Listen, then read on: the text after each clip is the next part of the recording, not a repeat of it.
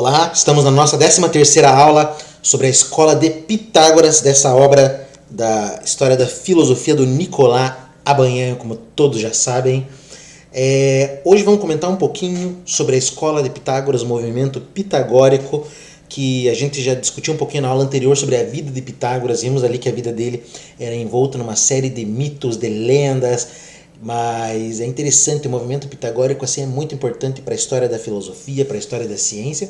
E hoje a gente vai ver ali alguns autores que fazem parte dessa escola de pensamento. Então vamos dar uma olhadinha ali, ver o que a gente encontra. A escola de Pitágoras foi uma associação religiosa e política, além de filosófica. Mostrei para vocês ali na aula anterior, já comentei um pouquinho, que a escola pitagórica é diferente das outras escolas ali do período antigo, do período pré-socrático. A característica das escolas do período pré-socrático é dada numa relação de companheirismo entre o mestre e o discípulo. Então, o mestre e o discípulo eram companheiros, eram parceiros que estavam ali debatendo ideias, conversando, discutindo sobre teorias, pensamentos e por aí vai. A escola de Pitágoras é diferente. Por quê? Porque a escola de Pitágoras, o Pitágoras é como se fosse uma lenda, como se fosse um mito. A mensagem de Pitágoras era, na perspectiva ali deles, como uma mensagem enviada direta por Deus. Então Deus Apolo vai lá, se comunica com o Pitágoras e o Pitágoras repassa essa informação.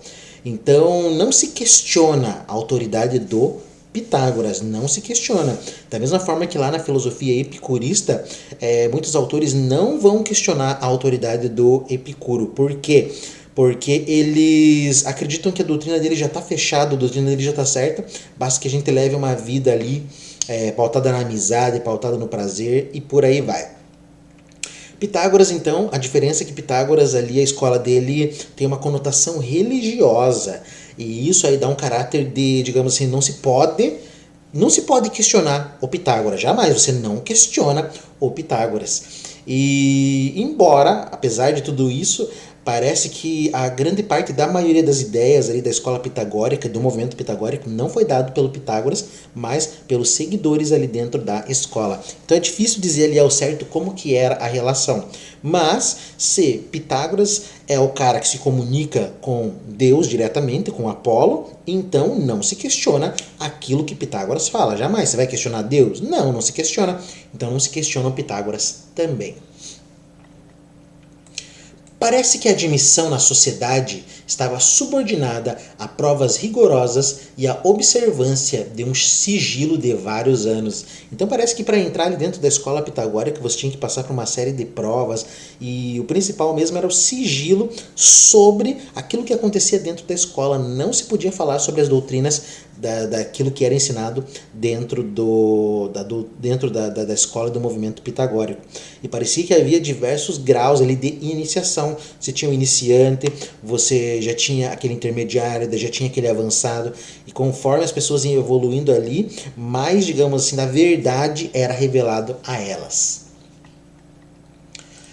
Era necessário absterem-se de certos alimentos, carne, favas e observar o celibato. Então ali eles tinham uma doutrina praticamente vegana, a gente pode falar assim, porque eles na verdade não comiam nada que fosse relacionado à vida. Então coisa relacionada ao mel ali que é produzido pelas abelhas, a questão ali da carne também, então eles observavam isso, além também de cuidar da questão do celibato. O sexo era uma coisa que de certa forma eles acreditavam que fazer sexo era se tornar mais fraco. Então quem iria perder um pouco da sua energia espiritual poderia fazer o sexo, mas o sexo não era recomendado. Além disso, nos graus mais elevados, os pitagóricos viviam em plena comunhão de bens. Então ali aparentemente eles viviam numa espécie de sociedade ali comunitária, onde todo mundo dividia os seus bens, dividia as suas riquezas e por aí vai. Vivia uma vida em comum. Então não tinha, digamos assim, a propriedade, mas aquilo que era, de certa forma, pertencente a um indivíduo era automaticamente pertencente à comunidade também. Mas o fundamento histórico de todas essas notícias é bastante inseguro. Então tudo isso que se fala provavelmente não tem um grau de certeza de segurança de que as coisas realmente eram assim. Mas a história nos legou todas essas ideias aí de como que era mais ou menos esse movimento pitagórico. Agora, saber se realmente era assim ou não, isso já é mais complicado. Muito provavelmente, o pitagorismo foi uma das muitas seitas que celebravam mistérios a cujos iniciados era imposta uma certa disciplina e certas regras de abstinência que não deviam ser pesadas. Então, a gente já comentou nas aulas anteriores, ali na nossa segunda ou terceira aula, se eu não me engano, terceira aula, agora eu lembrei, que naquela época existia uma série de doutrinas, principalmente as doutrinas dos mistérios, ali tinha o orfismo também, e o pitagorismo provavelmente é mais uma dessas doutrinas aí, e provavelmente o que ele fazia, digamos assim, para receber os seus súditos, receber aqueles que se interessavam pelo pensamento, não era uma coisa tão pesada como a história nos legou. Provavelmente era uma coisa assim mais tranquila, né? Mas não sei, vai saber agora se isso é verdade ou não. O caráter político da seita determinou-lhe a ruína. Então, conforme também havia comentado na aula anterior, foi justamente por causa digamos assim, desse posicionamento político da escola do movimento pitagórico que a escola, digamos assim, deixou de funcionar, porque foram lá e incendiaram a escola, tá? Contra o governo aristocrático tradicional nas cidades gregas da Itália meridional, a que davam seu apoio os pitagóricos, levantou-se um movimento democrático que provocou revoluções e tumultos. Então, os pitagóricos estavam ali do lado do movimento aristocrático. E daí começou a se levantar uma onda democrática, de democracia. Os pitagóricos se opuseram à democracia.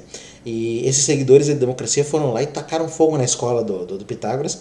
E daí depois disso não se sabe mais o que ao certo aconteceu com o Pitágoras, se ele morreu ou não, se ele fugiu e por aí vai.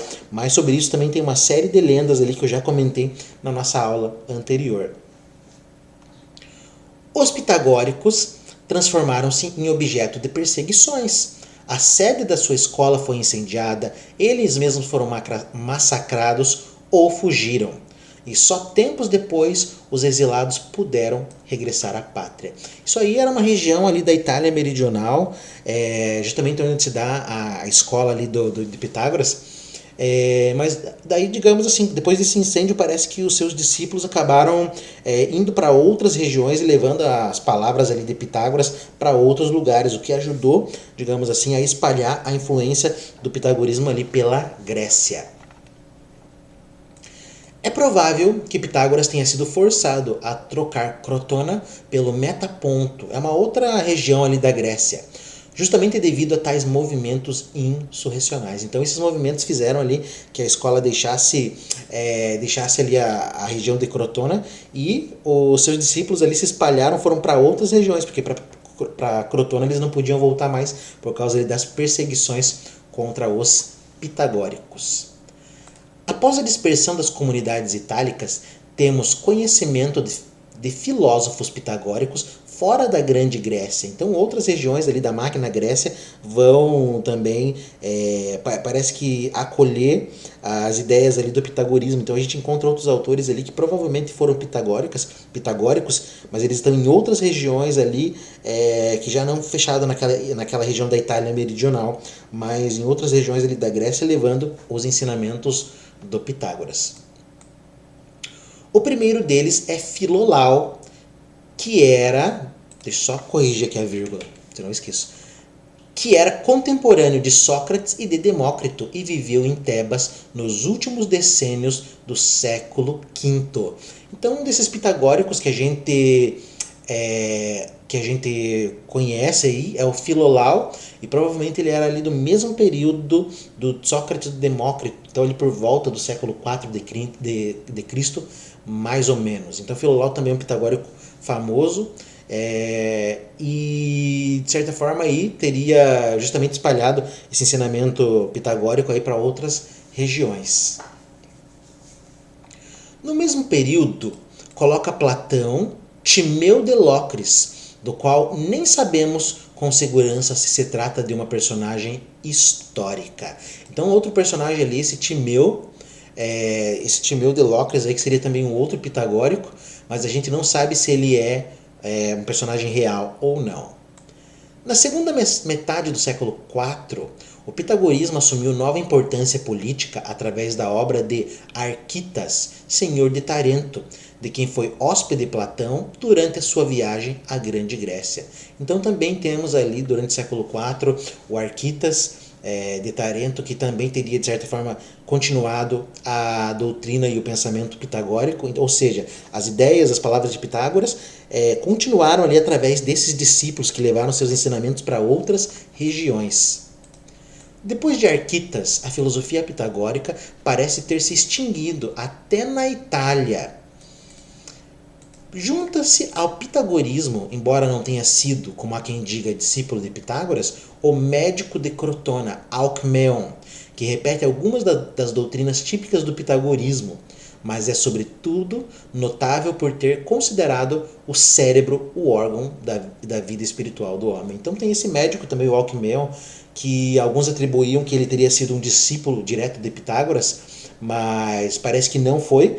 E então também teria ali, de certa forma, um pezinho dentro das doutrinas e do pensamento pitagórico, mas ele é importante justamente por ter mostrado que o cérebro é o órgão responsável pela vida espiritual do homem. Os gregos naquela época, se eu não me engano, eles acreditavam que na verdade era a região do abdômen, se eu não me engano, que era responsável pela vida.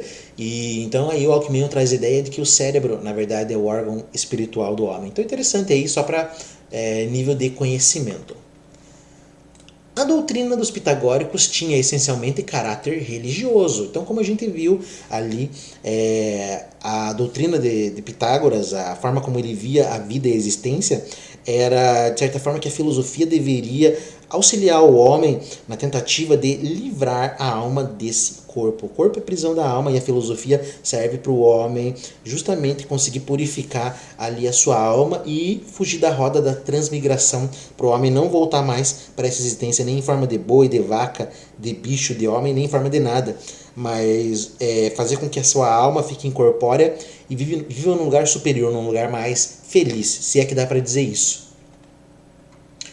Pitágoras apresenta-se como o depositário de uma sabedoria que lhe foi transmitida pela divindade. Então foi aquilo que eu falei lá no comecinho da aula. Pitágoras é diferente, por quê? Porque ele é como se fosse o veículo de um deus, o veículo de uma divindade. Então aquilo que ele fala tem o caráter de verdade, muito diferente dos outros filósofos que a gente viu aí, que a gente já trabalhou. O Anaximandro, Anaxímenes, o Heráclito, Tales, eles defendiam a ideia ali de que a filosofia é uma espécie de pesquisa onde se utiliza a razão para descobrir a realidade. Aqui com Pitágoras a gente tem uma ideia diferente. Pitágoras é um mito, Pitágoras é um sujeito ali que ele é como se fosse, digamos assim, o porta-voz de Deus, ou seja, aquilo que ele fala é a verdade e isso não se questiona. Diferente das escolas filosóficas anteriores, que você tem um Tales, que afirmava que o princípio é a água. Depois vem o Anaximandro, o seu discípulo e companheiro, que não vai concordar com essa ideia, vai trazer o ápero. Depois tem o Anaxímenes, que provavelmente é discípulo do Anaximandro, que vai trazer a ideia do ar. Então veja, são autores ali que não concordam sobre a origem do cosmos, sobre a substância. Mas aqui em relação a Pitágoras, não tem quem discorde do Pitágoras, justamente por causa da sua importância e da sua posição como porta-voz de Deus. A esta sabedoria não podiam seus discípulos trazer nenhuma modificação, mas deviam permanecer fiéis à palavra do mestre, ou seja, você não vai questionar Deus, não questiona a divindade, então não se questiona Pitágoras. O que ele fala é verdade acima de qualquer suspeita.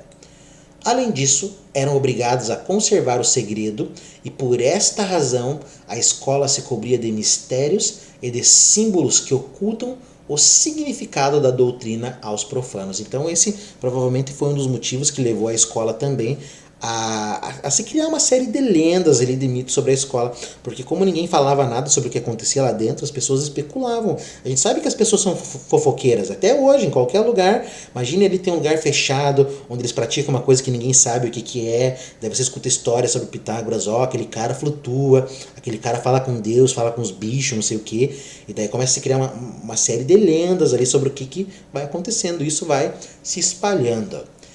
Então é isso, terminamos aqui nossa 13ª aula sobre alguns autores ali do pitagorismo, e a próxima aula a gente vai comentar um pouco mais sobre a visão de mundo, a visão cósmica da escola e do movimento pitagórico. Então é isso, nos vemos aí na próxima.